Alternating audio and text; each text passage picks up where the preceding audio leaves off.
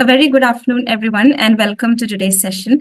So, as you all know, today's webinar is on the topic From Awareness to Action, Institutionalizing and Strengthening PSEA Protocols.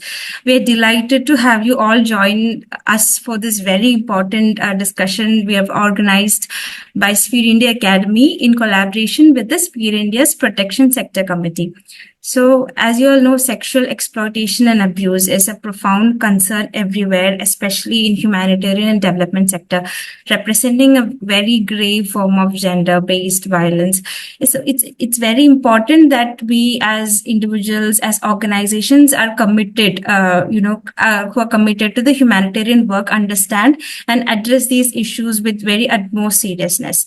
So, today session, we aim to delve into strategies and framework to implement protection against sexual exploitation and abuse (PSEA) effectively on an organization setting.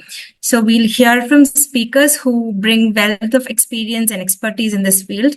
So they will share insights and critical importance of PSEA, and also you'll have an opportunity to discuss your concerns and doubts with them. So we look forward for this very enlightening session that not only enhances our understanding, but also I hope and I believe it will empower us all to take tangible steps towards ensuring safer environments, in our workplace or in the humanitarian setting we are in and wherever we work. So once again, thank you all. I would like to briefly introduce the speakers with you all. So firstly, we have Ms. Sushmita Mukherjee, who is the Director, Gender and Adolescent Girls from PCI Global India. She is a Director, Gender and Adolescent Girls at PCI. She provides an overall direction and guidance for gender mainstreaming in the execution of different projects. She also leads the Umang project as a project director Jharkhand that strives to empower mothers as key agents to stop child marriage of young adolescent girls and boys. She helps PCI to build its body of work in the gender and empowerment domain and has created a space for itself among its peers and donors. So before joining PCI, she has worked with Care India and as a regional program director. Moving on, we have Ms. Rashmi Singh, who is a PSEA consultant at UNICEF India. So she comes with 2 decades of experience of working on the issues of gender and gender-based violence. Her professional journey started with organizations like Oxfam, Care and ActionAid India. She has extensive experience of working with and implementing organizations, which has added to her expertise on organization building and deep knowledge of grassroots realities and challenges. As a gender expert, she's extensively engaging with CSOs and corporates to implement POSH Act, gender and diversity policy development and implementation towards building an equitable organizational culture. She as a PSEA consultant is supporting UNICEF's implementing partners in ensuring that they are able to enhance their capacities on PSEA. Her work with UNICEF also entails identifying the need and gaps for PSEA work at the field level and a best way forward for UNICEF India. Next up, we have Dr. Abhijit Nirmal, Deputy Director, Child Protection, Bal Raksha Bharat. He has over 18 years of experience in child protection, emergency response, program management, and policy advocacy. He excels in collaborating with government agencies, legislators, and parliamentarians at various levels. Dr. Nirmal has designed and implemented programs and advocacy campaigns providing technical support to national and international groups. He has worked on child rights issues like health, education, social inclusion, and anti-trafficking, partnering with government functionaries and civil society groups. Last, I would like to introduce our moderator for the session, Ms. Varsha Sharma, who is the Director, Safeguarding Program Operations, Habitat for Humanity. She has, in her 26 years of experience in the development sector, she has worked with national and international NGOs, governments, and UN agencies, and has led interventions on a broad spectrum of thematic issues, which include safeguarding child protection, early childhood development, health, education, menstrual hygiene, migration, and livelihood. While working with these overlapping and interconnected thematic areas, she has a track record of successfully developing policies, programs, strategies, systems, and mechanisms. So these are the speakers that we have lined up for today. We are very excited to have you all here. And I'm giving it over to our moderator for the day. Ma'am, over to you. And yeah, looking forward for the session. Ma'am, can you unmute, please? Yes. Am I audible now? Yes, you are. You are. Okay. Thank you so much, Hina, for the brief introduction and setting the tone. Once again, good afternoon and very warm welcome to all our panelists and the participants. I see the numbers are huge, 66, and it's increasing every second. That is so encouraging. Today's issue, the issue of sexual exploitation and abuse is not very new to us. People in all settings and every level across countries have been facing these life-threatening and life-depleting situations and violation of human rights. Having said that, in last few decades, we have also noticed that lot of discussion is happening around it. It has drawn a lot of attention and efforts around it has also increased a lot. It has been found that many things are in place, like SDG. There is a commitment around it. Acts like POXO in India is in place. Under Mission Vatsalya, lot of forward movements are happening and lot of progress is there. Protection from sexual exploitation and abuse of any form is unacceptable. We all know, we are in the development sector, whether we directly work on protection or we indirectly are associated, we know that it is unacceptable and there is no excuse for ignorance. We all know about zero tolerance policy, principle of best interest of child, survivor-centered approach, and we all try our best to follow these principles. And speak up culture is promoted in normal as well as humanitarian situations. In both the situations, we remain and maintain our commitment to accountability framework. Every organization has that across thematic areas. But definitely, humanitarian situation when normal life and the formal and informal systems are disrupted, there is a high level of vulnerability and unpredictability and a sense of fear in the atmosphere. And the power dynamics between the receiver and the provider also become very critical. No doubt, there are plus and minuses. We are making progress. But the important part is that we continue our journey. We have a long way to go, but while we pause, we revisit and reflect on our effort, we must acknowledge that lot of collective wisdom is there to strengthen and guide our future course of action. With this intention, without further delaying, I invite Ms. Sushmita Mukherjee, Director Gender and Adolescent Girls at PSEA Global India, to throw some light and share knowledge around fundamentals of PSEA. Over to you, Ms. Sushmita. Thank you. Thank you. Thanks a lot. And thanks to Sphere India Academy as well for hosting such an important deliberation today. While the humanitarian context is day by day increasing globally, and everyday newspapers in the morning or the news channels do have now a major proportion of humanitarian reporting nowadays.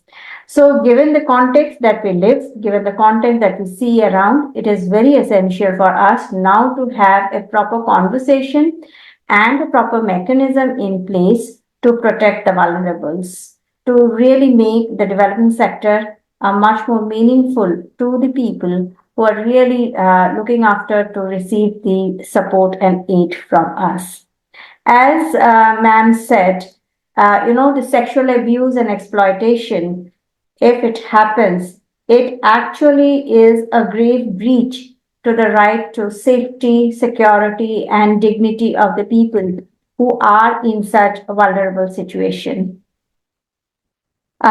The way today's webinar is structured, and as a first speaker, I'm going to kind of set the context for it to talk about the protection against sexual exploitation and abuse, and set some of theoretical context. And for the benefit of the all the audience who may be some new and some may be already in it, I'll start with some definitions.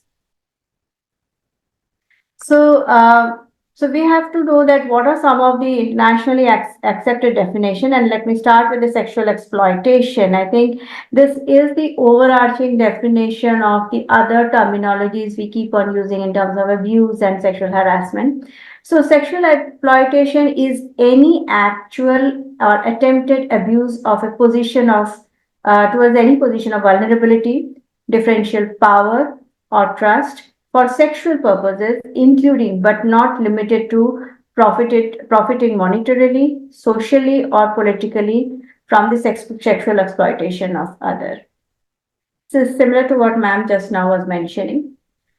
Let's talk of what does this definition means in terms of some real examples, which may include offering money, gifts, or access to services in exchange for sexual acts, withholding or threatening to withhold services or blackmailing in exchange for sex acts, providing services in exchange for sex acts, awarding a job in exchange for a sex act, or requiring a person to perform sex acts in order to keep and maintain a position of employment.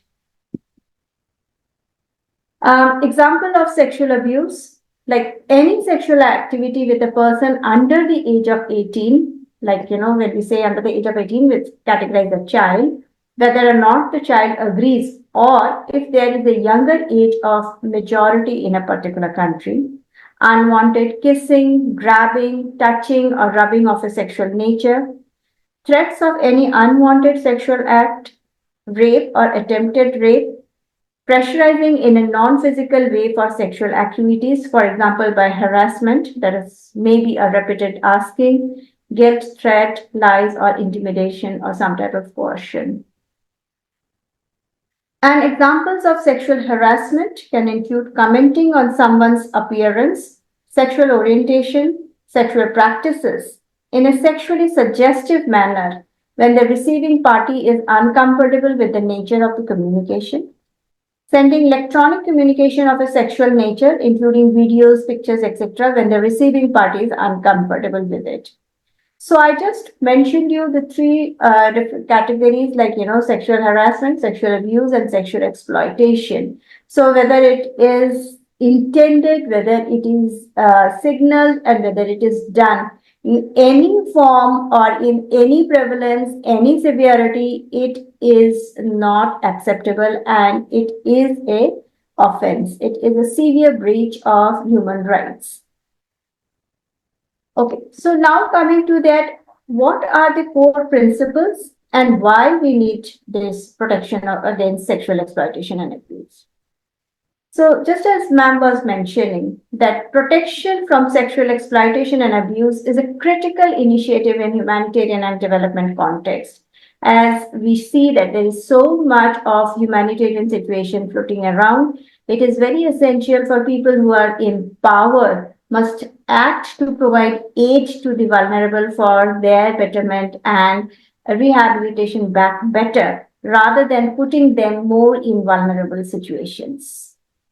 PSEA has thus become a crucial component in humanitarian efforts worldwide, aiming to safeguard the dignity and the rights of the vulnerable population. And today we are talking particularly on the crisis or humanitarian situation. Thus, all humanitarian organizations have an ethical obligation to do no harm in whatever context, in whatever situation we are in. So, what are some of the core principles? Which are some of the non-negotiables? What are some of the foundational things that build the sexual exploitation and abuse prevention mode? First is, as a humanitarian organization, see, the organization has a larger entity because it has larger systems and mechanisms in place to provide the humanitarian assistance in a comprehensive and cohesive manner. But we also know that an organization is built of these individual people. So hence it is the joint responsibility. So the organization should have a completely non-negotiable zero tolerance policy. There should be no tolerance for any means of acceptance to sexual exploitation and abuse. The next is the prevention. The organization who are intending or are in the humanitarian context of working should have proactive measures put in place to prevent the sexual exploitation and abuse from occurring. This includes awareness, raising, training, and establishing clear code of conduct for all its staff, associates, consultants, whosoever are related or depicting or representing their organization. Third is accountability. Each organization who is coming to work in the humanitarian context, whether you are directly at the ground zero or you are supporting from somewhere else, every organization is accountable to the affected population and to their donors. So that it involves to be accountable means you have to be transparent in terms of reporting mechanism, thorough investigations, appropriate disciplinary actions for perpetrators should be present in your organizational policies. Next is that all organizations should have survivor-centered approach. That means the needs, rights of the survivors are always the utmost. No negotiable of any other prioritization on that. This includes providing support services like medical care, psychosocial support, legal assistance, while also 100% ensuring confidentiality and respecting the wish and the dignity of all survivors. Community involvement. Engaging and involving community in the prevention or in the protection processes is very essential. This helps to raise awareness, report incidents, and support survivors within their own communities. And the last and the not least is the coordination and cooperation. Effective policies require coordination among various stakeholders, including starting from government to the local organizations. The cooperation is very essential so that there is judicious use of resources, there is sharing, there is consistency in approach, there are no loopholes in the follow-up, no loopholes due to time lapse, there is no deliverable lapse, there is no quality lapse, and hence we have a comprehensive response strategy for the most vulnerable and who may be most marginalized in those humanitarian situations. I'm sure we all who are part of today's gathering definitely understand what is the severity of being in a humanitarian situation, what is the severity of to be a vulnerable. So I'm not getting into there, but these are the kind of non-negotiables any organization should be have when they are there meaningfully supporting the humanitarian context. But why do we need it? As we have been talking of, and I am mentioning, and even ma'am also mentioned that when we are in the humanitarian context, any sort of exploitation is a breach of human right, and we cannot be part and parcel of those things. And today, although we are talking of sexual exploitation and abuse.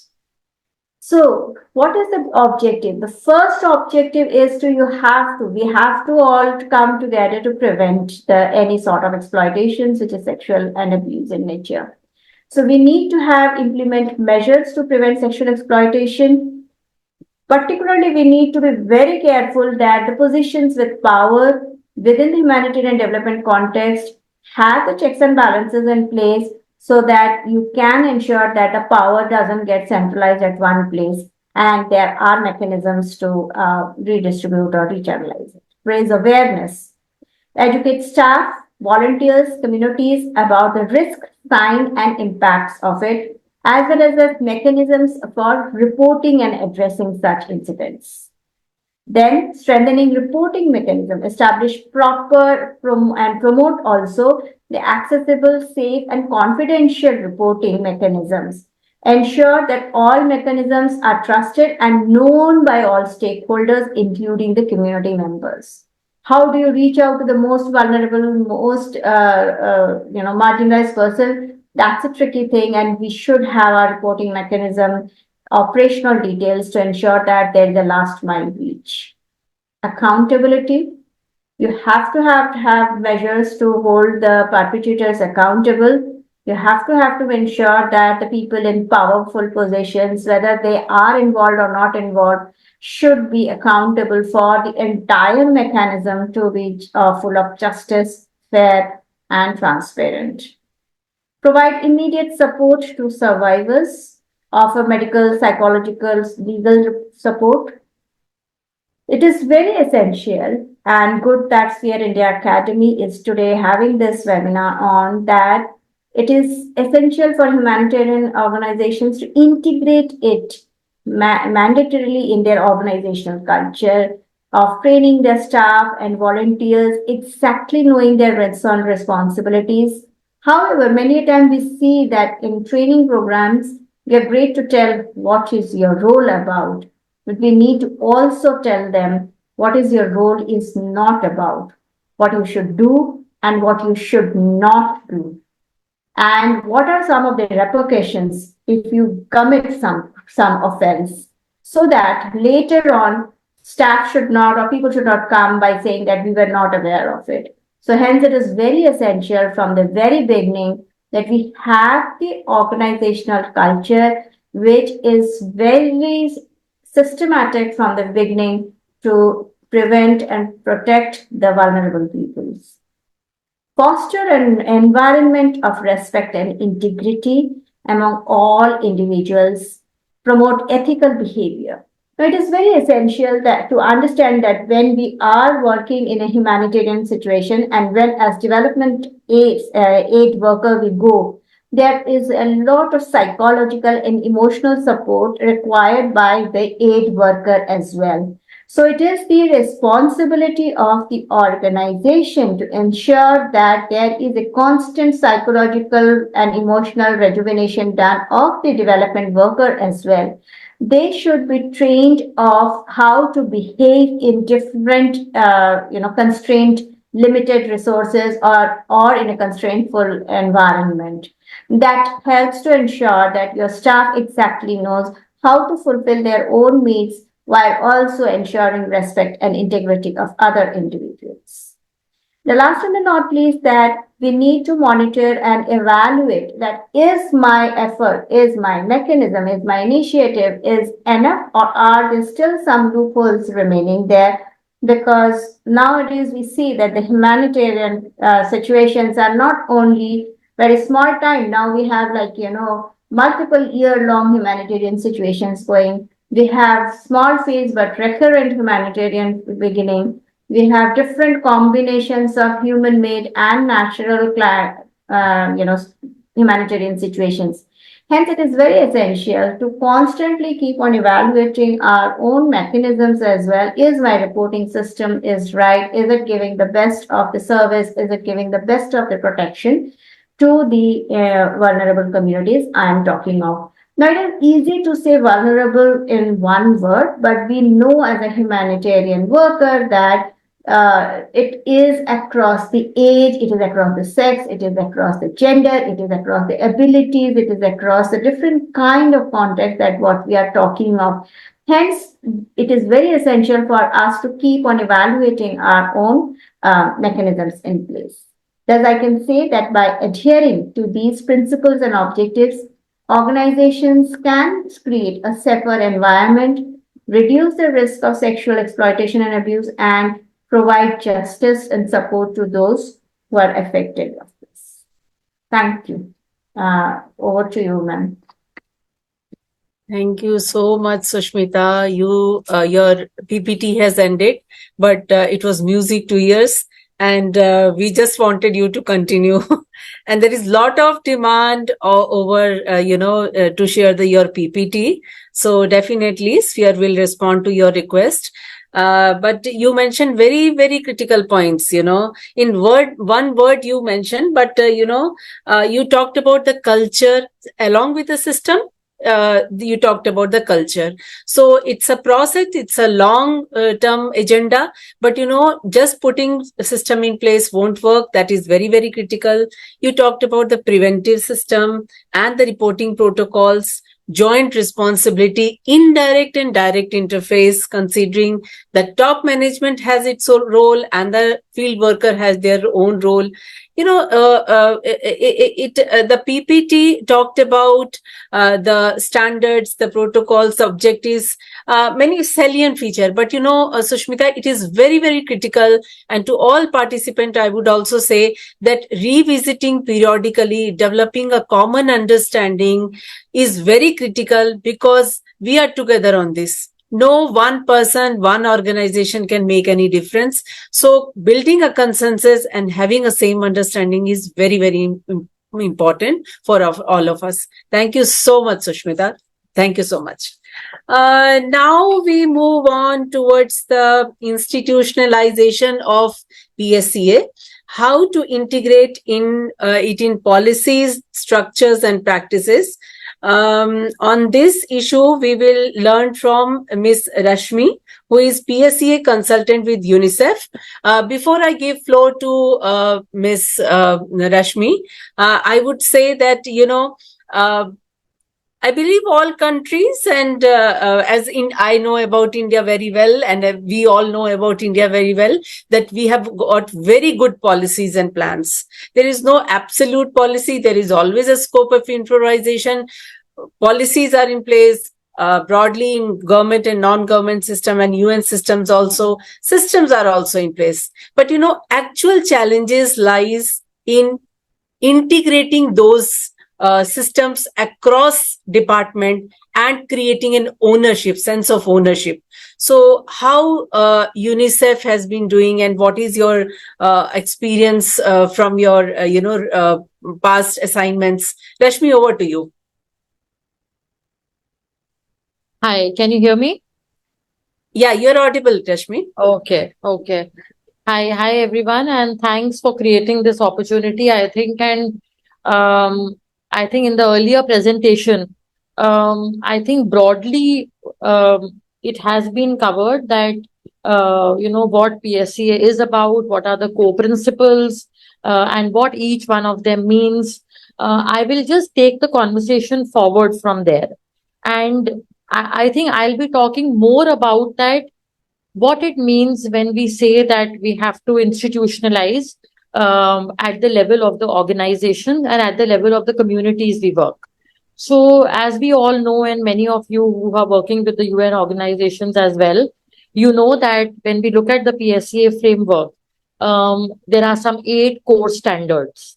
And, as we were talking a while ago, that when we look at these 8 core standards, they are pretty comprehensive in themselves. So, and if we look at the framework, then there is a prevention piece where we talk about having policies, or I would say it's more of prohibition.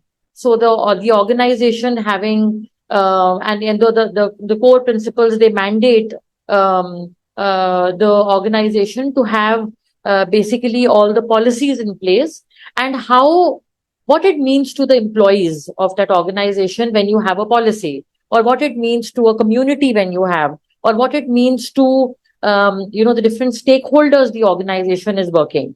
So I think if any organization has the policies in place, then what immediate message which it gives to its employees, to its communities, and to the other stakeholders with who the organization work is that, one is that the organization is cognizant of the fact.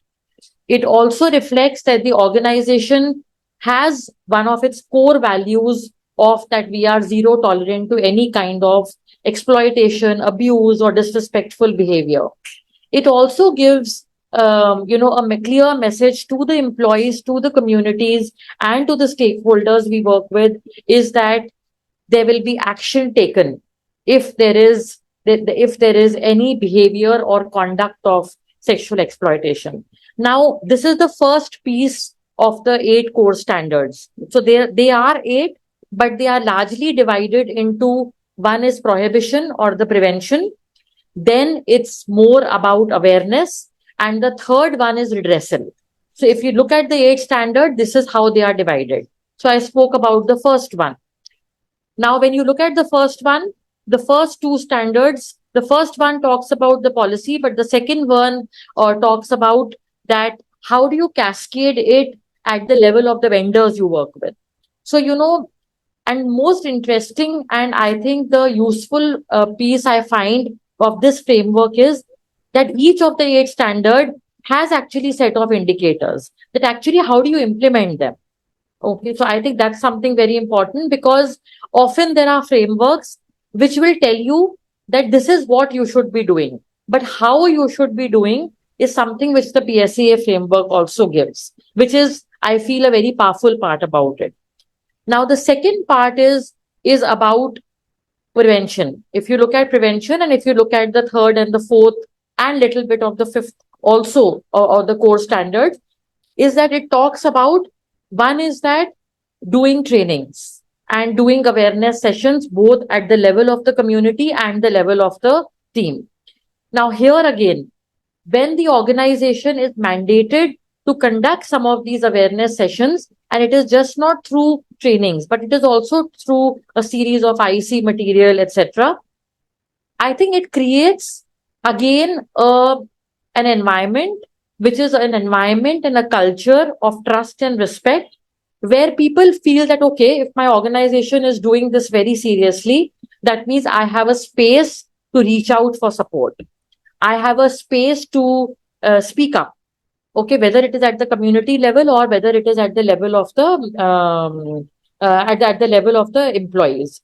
Also, people who are inclined towards this kind of behavior, when the organization conducts some of these awareness sessions, displays IC material, I think in a way, even I wouldn't like to call them potential perpetrators, but people who are coming from this kind of a mindset, they just feel that, okay, if this kind of a session or an orientation has been done, that means the organization is very serious. And if I am going to, so it's just not at the policy level. Okay, so it's just not at the policy level, and it is largely at the level of the actual implementation. So I think the second piece is actually, covers all of that. The third is, I think, very important, is the whole redressal mechanism which this framework gives. Now, what happens is that the more we do awareness, there is a possibility that there will be where people will start recognizing that what is happening with me is maybe sexual exploitation, or maybe something which is happening at the community level. So one of the immediate output or outcome we see is that, people want, the complaints will come up, or people will reach out to support.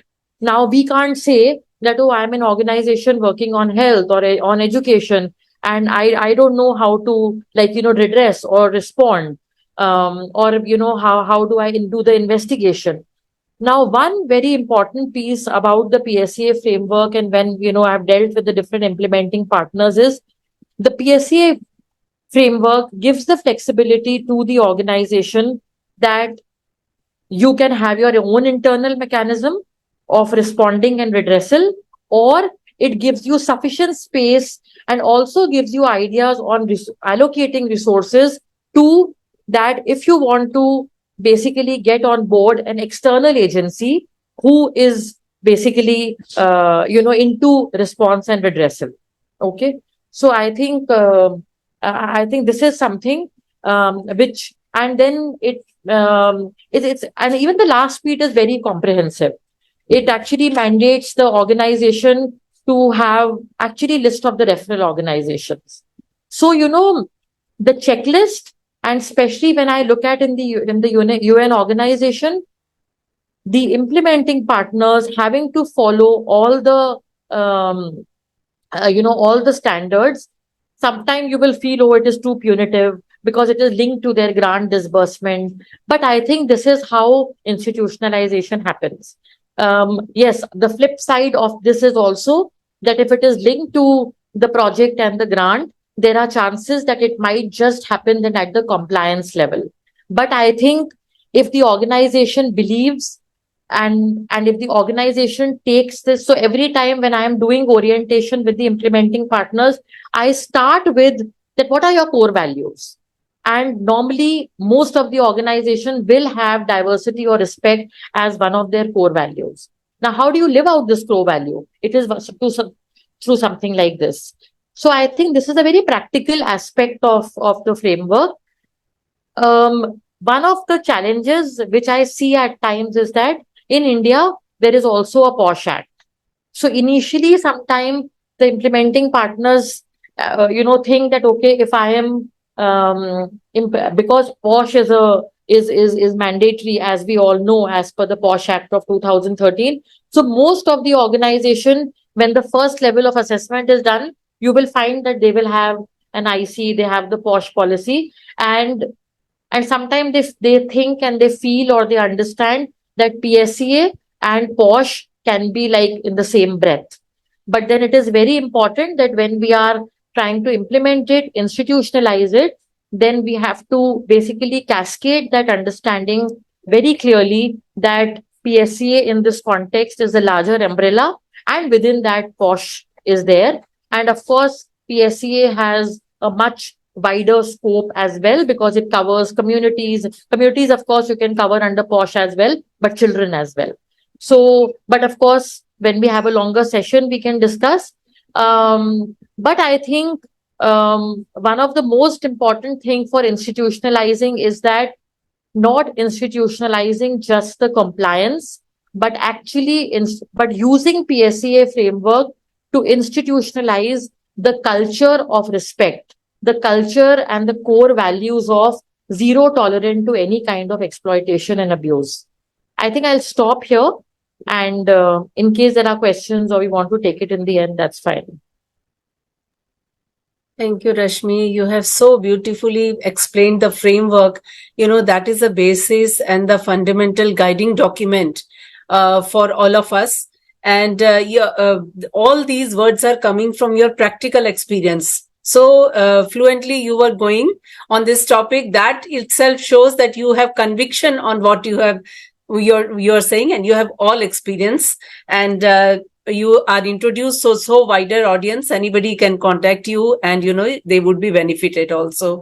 You talked about many things, but what is critical is our previous speaker also, panelist also talked about the culture. That is very critical part. Ultimately systems would be in place, but we need to understand that the softer component, when we miss, we just apply indicators, assessment, and we go into technical things more. But at the end of the day, the culture becomes long-standing foundation for the organization, and it benefits, I think, Rashmi and Sushmita, across board. It is not just the program, the resource mobilization, advocacy, every part is benefited. Thank you so much, Rashmi. Thank you so much. Our next speaker is next presentation is on engaging local communities and partnership for sustainable PSEA practices. I think how we ground our policies and systems to make it accessible and usable is also critical indicator in protecting vulnerable communities from sexual exploitation and abuse. I invite our next panelist, Dr.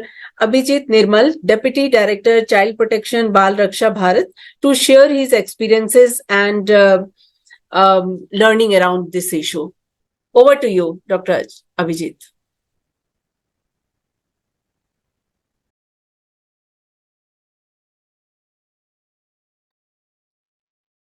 I think you're muted, Dr. Abhijit. Yes. Yeah, great. So thank you, everyone. Can you see my screen? Yes, it's visible and you're audible. Thank you. Okay, thank you. So good afternoon, dear co-panelist and moderator and all the audience. So here we are going to talk about how to engage local communities to make sure our whatever partnership we want with them and whatever programmings and changes that we are trying to bring, we are bringing we are ensuring the safety of everyone. So our previous co-panelists have already told about what are the importance of the safety. So I will go directly to understand when we talk about the communities, who are communities. So Excuse me, sir. yeah, it's very Yeah, the audio is a little low. Can you increase the volume, Abhijit? okay. Let me check first. Let me control this something. And I take this pause as an opportunity to request participant. If you have any question, please write on chat, and or otherwise you can unmute your mic also in the question hour session. Thank you, Abhijit. Over to you. Check if my voice is now more Yeah, loud. definitely, definitely. Maybe. Okay, so when we talk about the local communities, we actually talk about we uses various words. We sometimes we say beneficiaries, sometimes we say it's a stakeholder, partners. But you understand, they are the most critical and important stakeholder for our work. Whatever we work, we are actually going to work with them.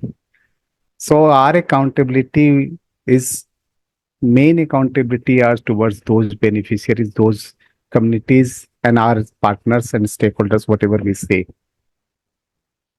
Our accountability is also towards the donors who actually donate money for the work. But at the same time, why we need to be very critical, why this community engagement is very critical is that we actually, when we as a humanitarian worker and a development worker, whenever we go, we actually also bring some form of risk to them, because we are going to them, we are bringing many people along with us. They can be vendor, they can be media people, they can be visitors, anyone else. They are a stranger to them, and we are bringing them. So this is our responsibility to make sure that we are, when we are engaging with them, we are also making sure whatever our action or the program is there, all the community members are safe, especially with them who are whom we are working. Like I am from Bal Raksha Bharat, also known as Save the Children. So our prime stakeholders become the children.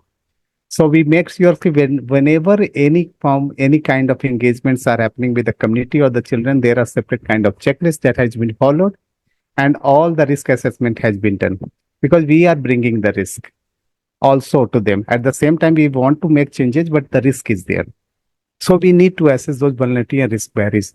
Local communities in India, I have seen they are very respectable to the civil society organizations. They accept us, but we also need to realize that there is a abuse which may take place because we are in a powerful position. We are going to work with a vulnerable community, and our workers are those workers who can manipulate if they are not well educated, well aware, or the system has some kind of loop and holes. We need to understand that by saying that this is not happening in our organization, or this doesn't happen in my organization, will not solve the problem. This can happen with anyone else, by anyone else. We don't know how the people's, because it's an individual uh, can be different. We don't know actually. The system need to be very strong when we are working with the local communities.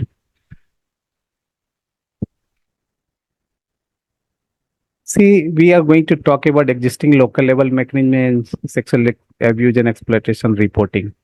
So, what are the existing practices that generally we see?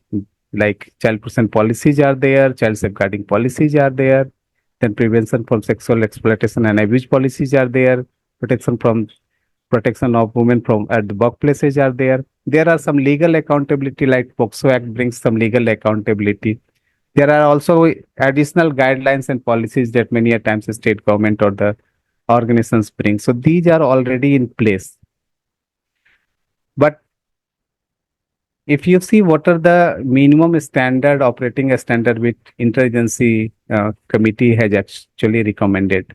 So you can see that there are 8 those standards. First is the PSE policies and procedures. So every organization should have a PSE policies, and there should be procedures for raising awareness, informing, and capacity building of all the staff. Then there should be a procedure for reporting and all the investigation. So if you say first your policies are there and the procedure are in place, the next is cooperative agreements with your whoever is staff, vendor, whoever are there, you make sure everyone is aware and they agree with your PSE policies. They follow those policies.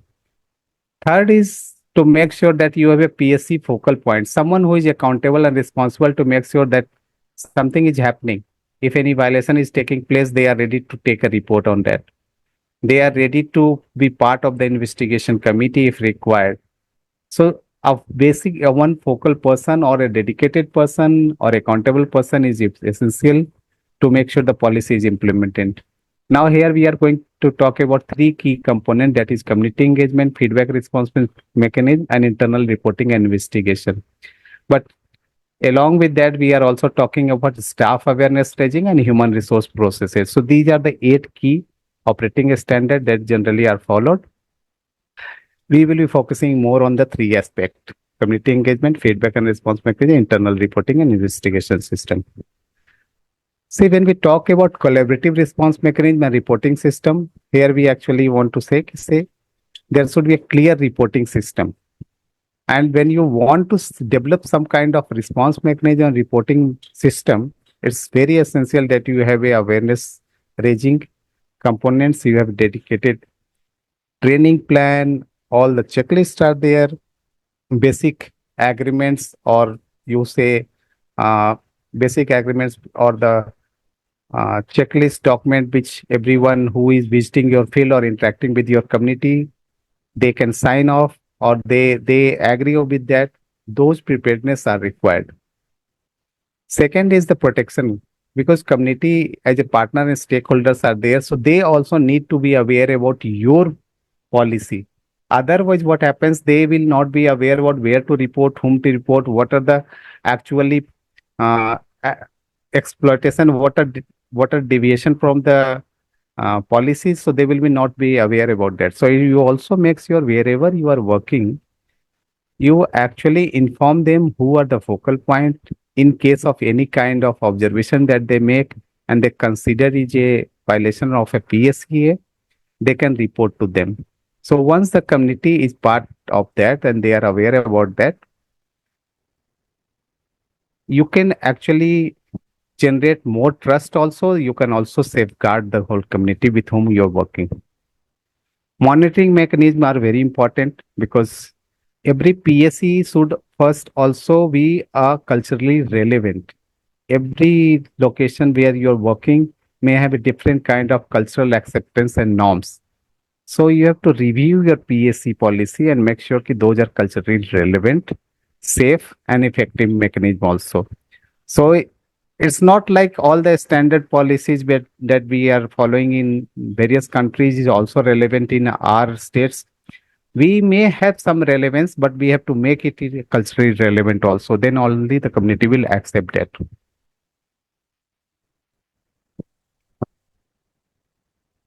See, if you talk about a good practice, then these are the 4 key pillars of a good practices of following a PSE in your organization. First is you should have a committed resources. Committed resources means you should have a committed human resource as well as financial resources.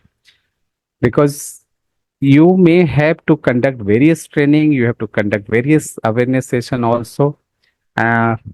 You may have to conduct some investigation in case of reporting comes, and that may require financial as well as commitment of a dedicated human resources. Awareness and capacity is something which is not something like, okay, once I have done in January, so it's a annually we are doing it. It's a continuous process because human resources are coming on regular interval in every organizations. It's a dynamic situation. So we have to adapt and make sure that we are at least conducting 4 times, 5 times, whatever number of times we can do within our available resources. Make sure you are following those things. Conduct various kind of innovative exercises within the organization to make sure people are responding and taking action on whatever you want them to do. Non-reporting is a very serious concern. If you are finding that there is no reporting, don't think that there is nothing happening. So you may have to review it and find out if the awareness and capacity that I have given to them, everyone is aware of that. So generally that we also follow a policy that, okay, it is part of the KRA also of the every individuals. When we are doing assessment, we are visiting to the places. We also in every meetings we actually talk with our staff and understand keep what's happening if all the policies and procedures are following. Awareness and capacity is also something which you also need to be aware them about the processes at your offices. You can put different kind of boards into that says "Ki, sir, these are the numbers. Here you can complain, you can send, you can raise a issue of concern. So always we say that it is not about reporting an incidence. Even if you identify some form of risk and you say, okay, there may be a risk, you can report that. Reporting will safeguard the organization. Third is the participation of the community and participation of the staff. So you also need to participate, ensure their participation. And how it should be done. See, at right of the program designing stage, when you design a program, you go to the community, you understand the cultural context of the community, and based on that, you see if your PSE policies need any kind of changes in to work in that location. That is what we need to do. Second is whenever you are making any kind of internal changes within the organization, the PSE module, also go and consult the community to understand if those will be relevant changes that we are making. Fourth is reporting and response mechanism. A good practice required a clear reporting and response mechanism. So everyone in the organization, whoever are working, should be aware that whom to report. That is very clear. And even the community all with whom we are working, they also should be aware whom to report in case of any violations they see or they think it can happen. So this is fourth thing that is very essential to make sure your PSC policy follows a good practice and it achieve their standard. Investigation is also very key. Already my previous speaker told about the confidential principle is very essential. Immediate support is very important. So those things come under the response mechanism. If you see all these three things in community participation, feedback, response, and reporting. So what I said is community participation. If you want, then you make sure the assessment at the local level is happening place.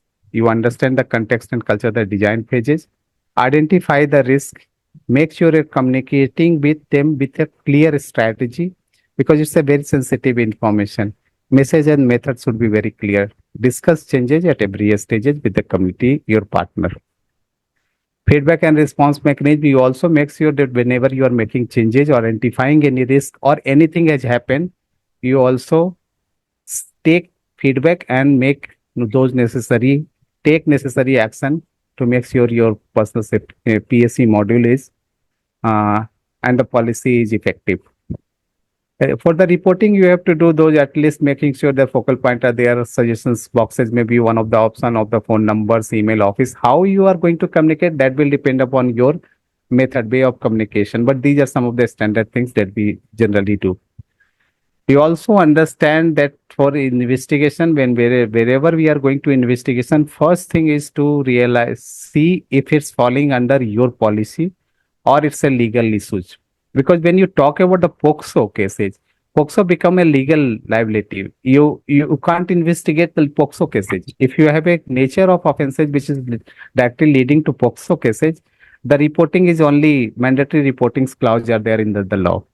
So that will not come under the when you are actually investigation. So investigation will come into those cases which are not directly leading to legal mandatory reporting. Whenever investigation team is formed and investigation is starts, the TOR clear mandate of the team should be there. What they can do, do's and don'ts are there. The timelines those should be there.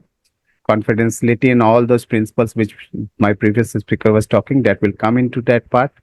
And to make sure do not harm principles is followed. Fair investigation is done. So these are some of the practices that organizations follow and we also follow. Thank you. Any questions? Welcome. Thank you so much, Abhijit ji. It was again, directly coming from the field. The smell of soil was there in your presentation. So all coming from the practical experiences. You talked about the committed resources. That is the challenge for the whole sector, not in the government sector, not in the non-government sector, but also we have seen the ICPS and now under Mission Vatsalya, they have increased the amount. But, the whole sector is challenged by because this becomes a softer component. So committed resources is a very big issue. You talked about continuous awareness sessions. That is very true. Even for the, refresher courses are required. For the new, those who are newly appointed, for them, orientation is okay. But for those who have taken one session or second session, the maturation of sessions should also be there. You emphasized on that thing very rightly. You emphasized a lot on community participation, creating an ownership, having meaningful participation, and very sensitively you talked about that whenever the organization is doing any changes internally, it should not be in isolation because ultimately it is going to affect the community. So community should also be consulted.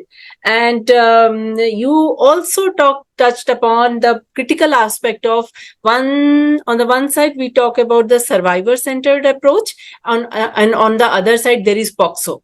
So we have to understand, we have to follow the survivor centered approach, but case to case basis, we also have to abide by our national law, that is POXO, and there is some mandatory requirement at the individual and organizational level. Thank you so much, Dr. Abhijit. Thank you so much for this beautiful presentation. Now we move on to the Q&A session. Over to the audience, and you can choose your panelist and ask questions. Before I proceed on that thing, just few points I wanted to share from my side. So what I understand is like there are some standalone points like assessment, the safeguarding person or the protection person will do the first and foremost is the dedicated person should be there. It should not be multiple, job responsibility.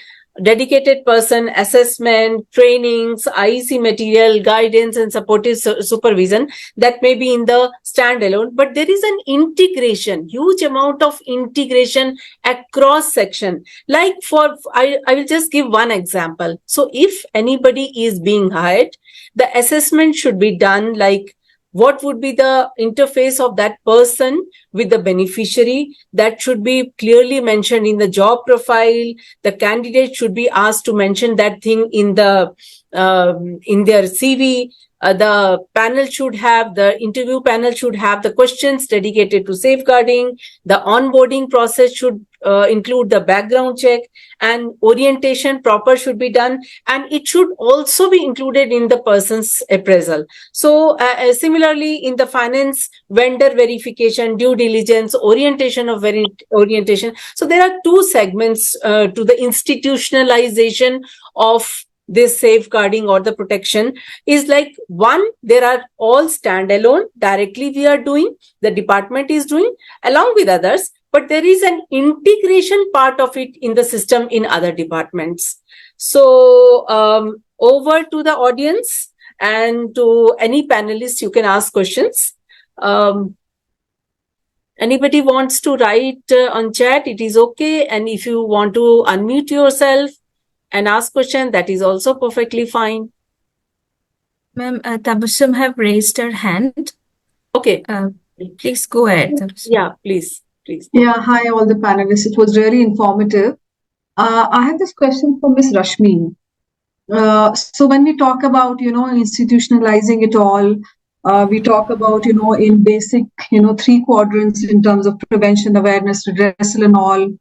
I just have a question, one is, yes, lots of IPs, they do it, just for the compliance sake, they'll show all the documents and all that.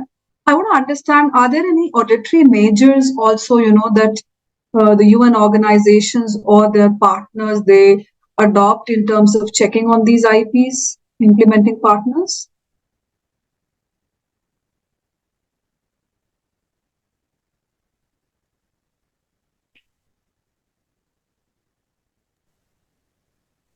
Rashmi, you are there. I think you're there. Rashmi, you're muted.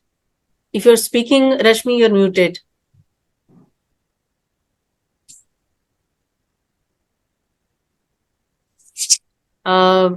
Any other, while we wait for Rashmi to get online, any Sushmita or Abhijit, whether you would like to take this question? Tabassum, I'm taking liberty. Yes, ma'am. No problem. Yes. Shall I respond? Yeah, sure, sure. Can I talk? Okay. Who- Yeah, I'm Uma from JLRA.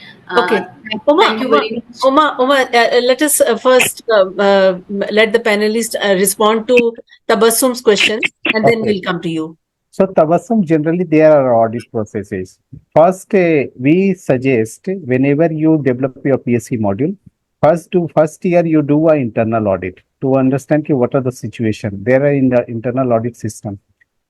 And we suggest that second year onwards, you go for the external audit. We generally at Balracha Bharat, we are at the stage where we are doing an external audit. So external auditor also do a audit of the individual PSE module and the child safeguarding policy module, and they suggest where the gaps are there and what needs to be improved. So a good organizations will try to excel, because it's not about only about compliance. It's about compliance to commitment and then improving your compliance again. To set up a standard. So audits are there. Audit is considered as a good practices. Thank you, Abhijit, for addressing this question. Uma, go ahead. Yeah, thank you very much for the excellent session. It is very useful. I just would like to have a clarity on the protection for the whistleblowers and the survivors. So, can I get some clarity on that?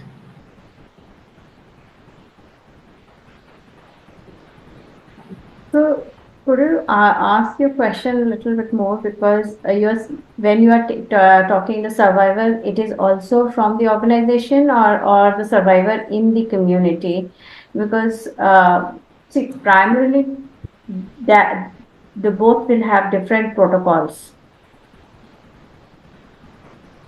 Like I was mentioning that the protection for what protection should we give for the survivors. I mean, for the whistleblowers and the survivors. Now, for example, I'm not getting any example now. So for the protection of the survivors, when we use the word survivor, with all due respect, that the individual has kind of faced an harassment or an abuse or an exploitation. So where we started where I started the conversation with. So as an institution, if the perpetrator is belonging to our institution or a humanitarian aid organization, so there has to be a proper protocol where we have to ensure it starts with reporting. To be all fair, the process starts with a self-reporting if the survivor or the victim is an adult. And so that's where, and then it goes into the complete support, health, medical, social, legal support to the survivor, where the protocol is for that, and where the perpetrator, how to address the perpetrator's issue is an organizational issue, where it starts with the how the organization has put in the stringent disciplinary actions as per the offense committed. Although I mentioned that this is a zero tolerance, and say the organizations also should follow a zero tolerance policy for that and take an immediate action upon a thorough investigation. So that is the one thing. Now next is the whistleblower. So where is the whistleblower? So the protection of the whistleblower again is very much of topmost and utmost importance. There should be adequate confidentiality and the privacy and the protection provided to the whistleblower. The organizations, when we spoke about institutionalizing the PSEA thing, so organizations should have, for example, a very secure virtual email IDs in today's world, where which should be anonymous and checked by a very senior panel, not an individual. So there should be decentralized mode of checking and investigating all those things. So the whistleblower can also be mandatorily protected and not get any sort of victimized further because of the action. So these should be the part of the PSEA policies that the organization should put in place. Mhm, mhm. Yeah, thank you so much. Can I just Abhijit share want- about yeah, our please go ahead, experience? Abhijit. Say, what Susmita ma'am was discussing about, obviously do not harm and safeguarding the victim or the survivor is primary responsibility. But in case to encourage reporting, what we are practicing, and just give me an example, we have a annual award for a whistleblower. Mhm. Whoever will raise any issues and concern, because our understanding is, okay, you just blow the whistle. The cases, if it's found to be true or false, that is not your means responsibility. Even you, as a concerned citizen, as a concerned staff who are following this policy of the organization, you just report it if you have observed it. That is where your responsibility ends, and thereafter the committee will look into those all things. And it's very important to encourage the whistleblower, because if you are not encouraging the whistleblower, the reporting may not come. What the fear the questions has is coming, generally there may be a fear in raising the concern. If I am raising a concern for my senior, but in the organization, the good practices is that your policies should be marked point by point, and there should be clear identification of the violation whenever the reports come. So when you identify those, there will be no action taken against the whistleblower. That is what one assurance has been done. But Yeah. in case this has been done on purposeful way to actually demean someone else and other people, then there is also a clause for that. There are protection for the whistleblower also. There are also a clause for anyone who is abusing the system. Yeah, thank you so much, Thank Abhijit you, and sir. Sushmita. Uma, I think hope your question has been addressed. Like intention is very, very important in that, and also whenever we say, we always say that if you hear, see, or feel it, just report it. Don't think about anything else, because if you're not going to report, it is going to more harm. So rest will depend upon the investigation, and things would be taken care of, including the safety of the perpetrator or whoever is reporting. Perpetrator might, I mean, in the beginning it's not decided, so whoever is reporting or the survivor, both safety of both the people will be taken care of by the organization. But reporting is critical, and intention is good, should be good, we can say, but it will ultimately be decided by the end of the investigation what was the intention. Any other question from our audience? I would encourage to take this opportunity. We have very There is a distinguished hand raised panelists with from us. Srinivas Rohan. Hand Okay, raised from yeah. Srinivas Please, Rohan. please go ahead. Please go ahead, Srinivasa. Yeah, thank you. Thank you. First of all, good afternoon to all of you, madam. Very good afternoon. I would like to mention a few points, key points on that culture, institutionalization, and also in that community involvement and empowerment. Apart from all these issues, what is the reason for this one? Sexual exploitation. It is a question of in the age-old days. But since it is the cultural lacuna in our society, uh, uh, of course, in that for this one, but it depends upon not only poverty, not only illiteracy, but it is also all type of male-dominated culture, male-dominated in that society, in our India. Apart from that, regarding the present scenario, there is lack of coordination between line departments, particularly police department. Among police department, then there is the one important cell is there, anti-human trafficking unit, and also in that Disha police unit also in our Andhra Pradesh. But between the our police department and also in that DLSS in every district is there. But from judiciary the system and there is in that DLSA is there in that district legal service authority and also ICDS people are there, revenue people are there, CWC people are there. But if one incident happened, rescue is okay, but immediately the police arrested them, filing of a FIR, all these things. But what about in that rehabilitation process? After that, the victim girl or victim lady, what is her position regarding the rehabilitation in terms of education, in terms of livelihood? Particularly, most important thing is then that social stigma. Social stigma, it not only in that poorer sections, but illiterate people, education, educated folk also. One type of social stigma is there. So we have to create the self-confidence and that psychosocial support. And then regarding the acts, lack of in that legal literacy, Post Act is there, and also in the Folks Act is there. But one more thing. Srinivasi, I would request you. I think you are asking a very valid question. Just be brief a little bit. Your question. Okay. Yeah. Okay, madam. Yeah. One more thing. Final one. Yeah, final. Final one. Yeah.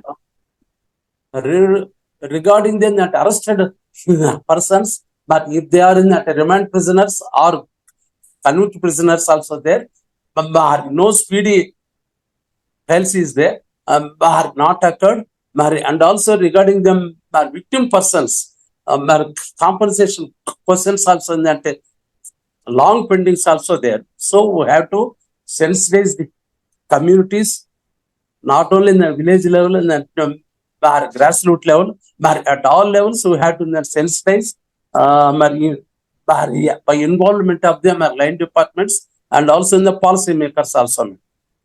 Thank you. Thank you so much. You have, put all the barriers and, hurdles and blockages in one basket. So there is individual level barriers, there is societal and there is system level barriers. Anybody would like Abhijit and Sushmita, whoever wants to go, please go ahead. So, thank you, Srinivasi, for bringing up the issue. I think, as Varshali, you mentioned that he has actually taken the entire gamut of the sexual violence, particularly looking at from societal lens, from looking at from gender norms lens, and various things. So, very true that while we are mandating humanitarian organizations to put in place the PSEA policies very strictly. However, the life is not within those squares. The life is beyond that. We need to do much more strong community engagements so as to create awareness, first of all, to prevent any sort of abuse situation. Second is, of course, that it has to be a lot of advocacy which is around people receiving the social security support, the social entitlements, their rights and entitlements in time, with least time spent, possibly with least getting huddled into the bureaucratic file movement thing. Exactly. And also the third thing is all about stigma. I think the stigma is a larger issue, that the value of the women and the girl child in the patriarchal society is so limited that the stigma is a very easy thing for us to be becoming vulnerable. So it's a larger thing, and it calls for a larger call for action, larger advocacy across, like from the individual personal to the systemic level, to ensure that injustice does not happen and every lives matter, every gender equality and equity is ensured. One suggestion, madam. Yes.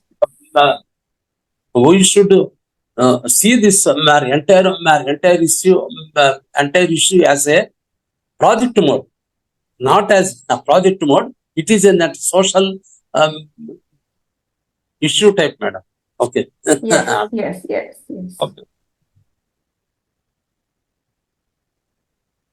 Thank you so much, Sushmita and Srinivas. Any other question? Henna, how much time we have? We have gone 5 minutes overboard. Okay. I can see one more hand raised though from Jahan Subastabasum. So please go ahead, Jahan. Yeah. Thank you, ma'am. I have two questions. Both of them are for Dr. Abhijit.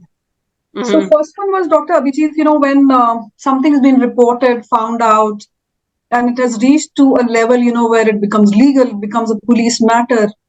What is the stand of, the organization or the communities involved? I mean, what kind of involvement, what all kind of, liability, responsibility, how do they play it around when it's there in the police? And the second question, I'll just have it here only. You mentioned, one of the best practices saying whistleblower award, wherein I get it, you spoke about the retaliation bit as well. But I just want to know, are these awards given out in open so people know, okay, these are the whistleblowers, actually the star performers in whistleblowing and all that? I mean, this is something that I've never heard of, and it can, come back, in a very retaliatory manner as well. Later, okay, this person, every now and then, they keep on going with various complaints and all that. So how does it go about? So I'd like you to take that legal bit first, please. Okay. Thank you. First is you talk about the legal. The first, whenever the committee receive a complaint or any kind of concern, they actually the complaint has been received, heard, and it has gone to the level where it becomes legal. The police is involved now. So at the first stage, the first thing they see is say whatever the concern has been raised, if it's falling under our PSEA policy and under which clause this has to be investigated. Whenever it become a POXO case, it will not fall under our PSEA policy. So there is a very clear distinction there. If this has been reported, it has to be reported to the police officers.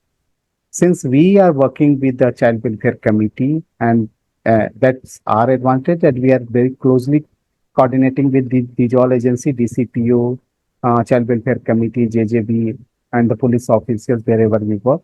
We generally put this forward. Means if any cases come, that has to be reported to the police officer. That is what the mandatory rule says, POXO Act says. So there is no way the committee can intervene. So that has to be transferred to the people. It's okay if this has committee. If you are going to report this, because this is the act stage, you have to report it mandatorily. This doesn't falls under the PSEA committee. Second, you are talking about there is no incidences of there is a risk of someone, if you are giving award to whistleblower, there is a risk people will see. See, whenever the clause of the PSEA is very clear, that has three key principles. One is do not harm. Second is zero harm policy and zero tolerance, and third is non-discrimination, right? So we have to follow those principles. If we find something was serious in nature, the clause says, whatever the clause of the PSE Act says, if it says it's a termination, it has to go to the termination.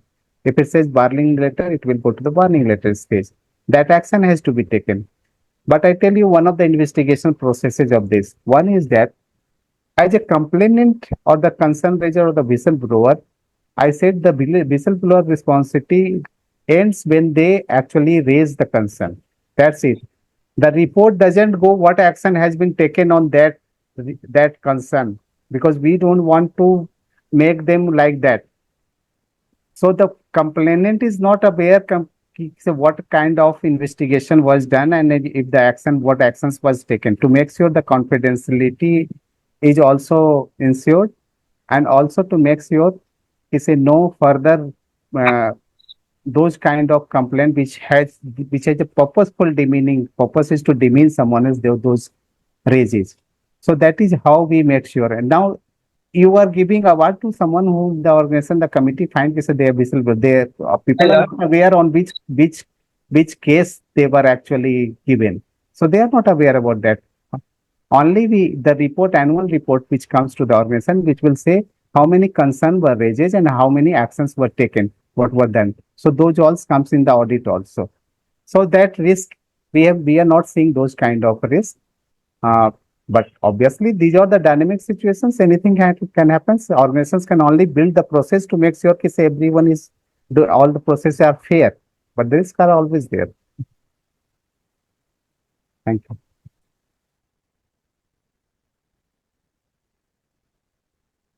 Ma'am, you're mute. Varsha, ma'am, you are on mute. Thank you so much, Abhijit. I think in the interest of time, we will close this Q&A session. But this definitely shows that there is a lot of interest and we want to learn from each other. We are open to learn from each other. And I would not say we are transitioning from awareness to action. As Abhijit was mentioning, that it should be a continuous process. We are, I think, more focusing on action also because, ultimately awareness should transition to action in the organization, that we are called. Rashmi, we missed you. And there was a specific question for you. But, we are concluding. And before I say Actually, there was a problem with my network. Yeah. Rashmi, I would request all the policy panelists, final words, one-liner, action to awareness to action. What is the one-liner that you would like to share with our audience? I'm not taking any name. Anybody can go first or second or third. I think accountability is something which is of topmost and non-negotiable for me, for any organization to make themselves accountable before they enter this arena. Thank you. Okay. Thank you, Rashmi. Thank you, Rashmi. Yeah, Rashmi, please go ahead. I will say, I think the next step is taking from compliance to culture. Oh, great. That's, I think, is very important. Yeah. My point is respect the community and safeguard them. That is our prime responsibility. Yeah. I would request all the audience, these all points are important, all the 3 points are important. So आप अपनी इस diary में इसको एकदम पक्का करके लिख लें. Just unpack these words and, contact addresses are also being requested, email IDs of all the panelists. So much all the audiences have liked your, presentation and the discussion. We are also heading towards next development goals.